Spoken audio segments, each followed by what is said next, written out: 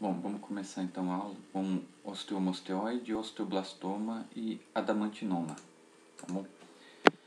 Então, assim, osteomosteoide, né? Ela é uma neoplasia benigna dolorosa. Então, são pacientes masculinos, tá? 2:1, 3:1 de incidência, entre 10 a 30 anos, tá? 80% segundo o Lovell, tá? Entre 5 a 24 anos de idade. Acomete praticamente qualquer osso, tá? Com predileção pelos membros inferiores. Cerca de 50% dos casos ocorrem no fêmur e na tíbia, tá? Principalmente região de metáfise e diáfise. E quando na coluna, ocorre principalmente nos elementos posteriores. Pode ocorrer intracortical, que é a maioria, intramedular, superficial ou intraarticular. Mas lesões intramedulares, elas são menos exuberantes, né? Elas têm menos osso reativo do que as lesões intracorticais. Ele não maligniza, tá? Tem uma clínica típica e é a história comum, típica, clássica do paciente, uma dor noturna que melhora com aspirina ou anti-inflamatório não hormonal.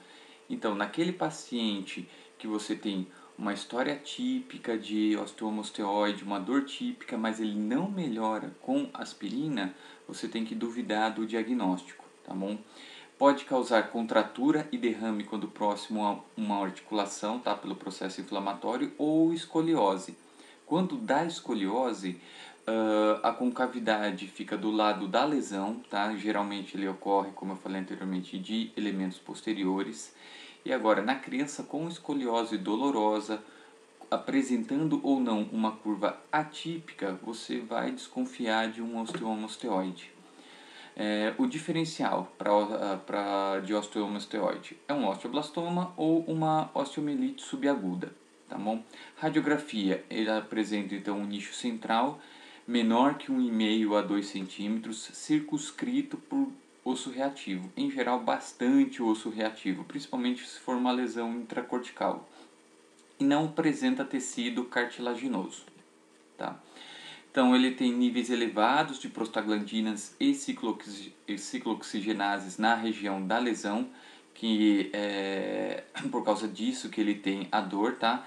E é uma dor também devida à grande quantidade de axônios desmielinizados no nicho. Também é o que eu falei, a liberação de prostaglandinas, que vai ser onde agem os anti-inflamatórios não hormonais, melhorando essa clínica aí do paciente.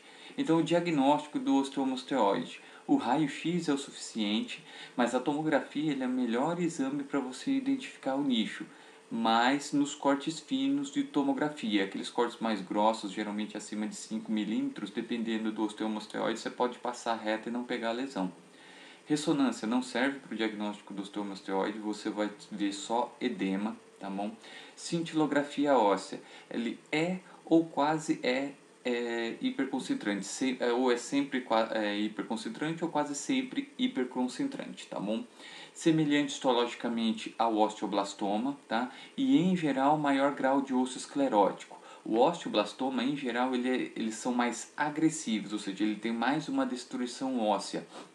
O osso hospedeiro não consegue formar tanto o osso reativo, não consegue reagir tão rapidamente quanto o osteoblastoma agride, tá bom? Então, o tratamento do osteomosteoide, ele é clínico, controle da dor, e os pacientes têm remissão entre 3 a 4 anos. O problema é você segurar esse paciente até a remissão dos sintomas, tá bom? Isso é bastante complicado. Então, cirúrgico, você tem a opção da ablação. Como funciona a ablação? Geralmente pela radiofrequência, 90 graus na região do nicho por 6 minutos, o Tadjan fala de 4 a 5 minutos, 10% ou de 5 a 40% de recidiva. Então, os estudos aí variam bastante em termos do resultado. Contraindicado na coluna, ossos das mãos e pés, obviamente, porque você está colocando uma radiofrequência em regiões ou na coluna, que é bastante delicada, tem a medula próxima, ou em ossos muito pequenos, como nos pés e nas mãos. Tá? E tem, o Campbell descreve, o ultrassom focalizado guiado por ressonância, como se fosse uma terapia de onda de choque. Ele ainda é experimental. Existe esse tipo de tratamento para alguns outros tumores, até como tratamento de mioma, mas nesse caso ainda está em estudo. E o mais simples, mais clássico, vamos dizer assim, é a curetagem ou a ressecção da lesão. Mas nesse caso, apenas o nicho precisa ser retirado, tá? O osso reativo não precisa sair. Então aqui a gente vê algumas imagens de osteomosteoide, a gente vê aqui uma lesão mais blástica, vamos dizer assim, o olho do pedículo um pouco mais blástico aqui. Você vê uma vértebra totalmente, aqui pode ser um pouco da incidência radiográfica, mas você vê uma lesão mais blástica no corpo vertebral lombar. E você vê aqui como tem bastante alteração na tomografia. Na região de um trocânter menor, aqui no fêmur, tá certo? Aqui provavelmente durante uma ablação do osteomosteoide, é como você vê o nicho direitinho aqui, tá? E aqui até que não dá para ver tanta alteração, isso aqui pode ser só mais, vamos dizer assim, uma radiografia de má qualidade, para ver aqui uma lesão blástica, mas você vê na ressonância que tem uma lesão aqui, não dá para dizer que são em um nicho, mas aqui no T2, olha como você vê o edema, o talos todo edemaciado. E aqui uma cortical, até que não tão exuberante, mas um osteomosteoide numa cortical humeral. Aqui também uma cortical lateral do fêmur, você vê, olha, como tem um osso reativo bastante grande e como ele concentra na cintilografia. Aqui ele já fazendo a cirurgia aberta, né, você, assim como o princípio de qualquer ressecção oncológica, quando você vai fazer uma janela, você tem que fazer ela o mais ovalada possível, tá? Evitar os cantos para que isso não cause um ponto de fragilidade e leve à fratura. Então aqui provavelmente ele fez só a ressecção do nicho. E aqui a radiografia está um pouquinho pequena, tá bom? Mas você vê outra lesão bem pequenininha aqui. Aqui já foge um pouquinho, que está mais para o corpo vertebral, não chega a ser tanto um elemento posterior. Então vamos continuar com o osteoblastoma. O osteoblastoma é uma lesão benigna, que ela pode estar ativa ou ser uma lesão agressiva, tá? Os pacientes, em geral, entre 10 e 30 anos, tá? 50% entre 10 e 20 e mais uma faixa variando de 5 a 35 anos. Tá? Já o TAD cita que 80% dos pacientes estão abaixo dos 30 anos, com pico aos 20, mas é mais comum em meninos. De 40% a 50% segundo Campbell, de 30% a 40% segundo Tadjan, ocorrem na coluna vertebral, elementos posteriores, igual o osteomosteoide, tá bom? E no Lovell ele cita que 1/3 eles ocorrem na coluna, e destes, cerca de 50% vão apresentar alguma escoliose. Tá? Em ossos longos acomete principalmente fêmur e tíbia, diferente do osteomosteoide, ocorre mais cêntrico na medular óssea. Raramente ocorrem na superfície e quando ocorrem são os osteoblastomas periosteais. Tá bom? É menos comum que o osteomosteoide, mais ou menos 1/5 da incidência do osteomosteoide, tá? Histologicamente semelhante ao cementoblastoma de arcos costais. Esse dado aqui não está mais no Lovell Inter da 6ª edição, se não me engano esse aqui está do 5ª ou da 4ª edição, que foi o que eu prestei a prova. O nicho de acima de 1,5 centímetro, tá? Ele varia de 2 a 10 centímetros e a maioria entre 3 a 6 centímetros. O sintoma típico é o de dor, que pode ser semelhante ao osteomosteoide, mas com piora à noite, né? E com melhora de anti-inflamatório, ou seja, igual ao osteomosteoide. Segundo Love, é uma dor e é conhecidamente mais clássico, assim, descrito, que é uma dor realmente de menor intensidade em relação ao osteomosteoide. A dor é, em geral, progressiva também, com até 1 a 2 anos, logo cita 6 meses, para o diagnóstico. Como não é uma dor tão intensa como o osteomosteoide, não leva tanto assim a criança a queixar e a procurar um acompanhamento médico. Diferenciais: osteomosteoide e o cisto ósseo aneurismático. Microscopicamente, ele apresenta o trabeculado ósseo circundado por uma camada única de osteoblastos e que isso é importante na diferenciação do osteoblastoma com o osteosarcoma. Tá? Ele pode apresentar alguns critérios de malignidade, como infiltração de tecidos adjacentes e feixes de osteoblastos sem formação de osso. E nas lesões de extremidades são geralmente elas diafisárias, elas podem ser metafisárias também, mas as lesões epifisárias, que também pode ocorrer, elas são mais vistas nos ossos longos da mão e pé. E a lesão do osteoblastoma ela é progressiva, tá? Ela não é autolimitada, não é algo que você aguarda o fim do processo como o osteomosteoide, tá bom? No raio-x ela é uma lesão mista, só que ela é mais lítica do que blástica e tem uma formação de osso reativo menos intenso que o osteomosteoide. No raio-x da coluna, o que você pode observar, que já é mais difícil um pouco de ver? Uma irregularidade cortical, uma perda de definição do pedículo ou até um alargamento do processo espinhoso. Tá bom?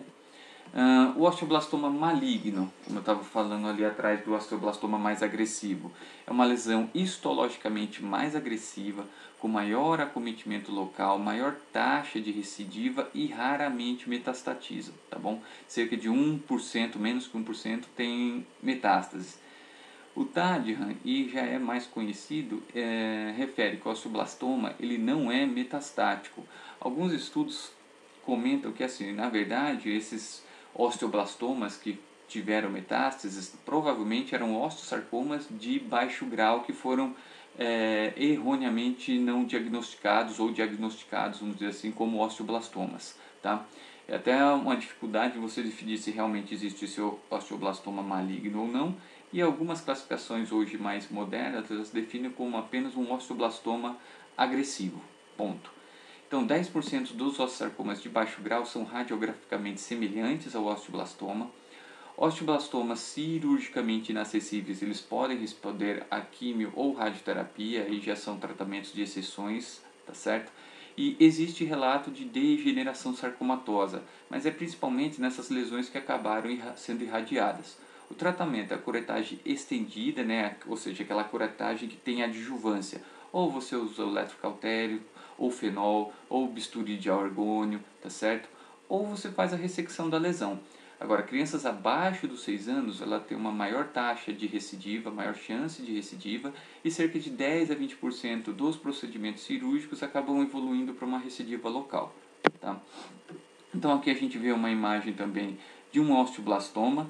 Aqui ficou um pouco pequeno a lesão, mas a gente vê uma lesãozinha, uma alteração aqui na região do pedículo, não, do processo espinhoso, tá bom?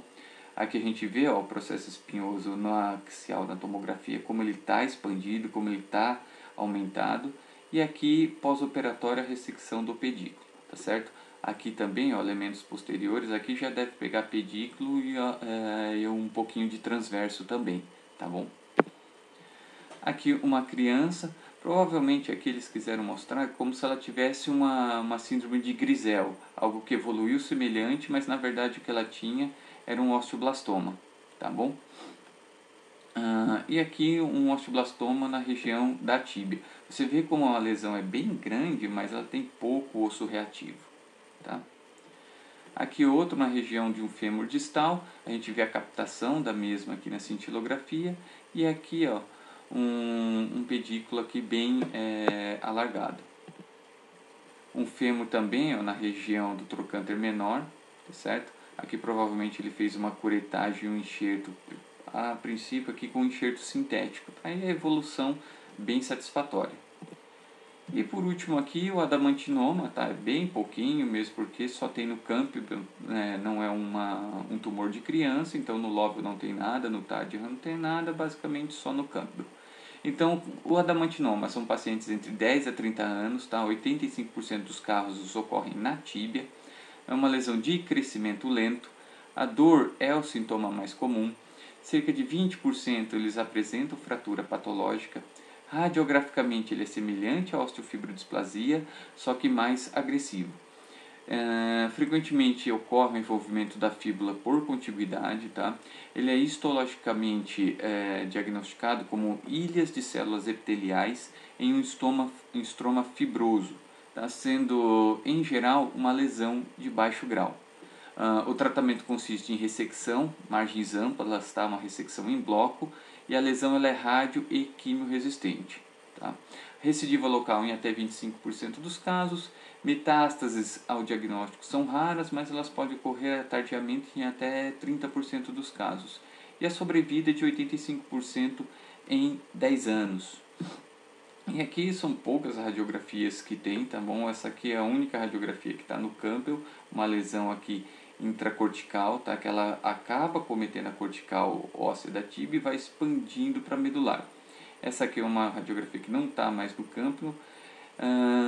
Mas esse aqui era de outro livro que já não é nem mais referência do Teótio, mas já dá para exemplificar aí, tá certo? E era isso que tínhamos.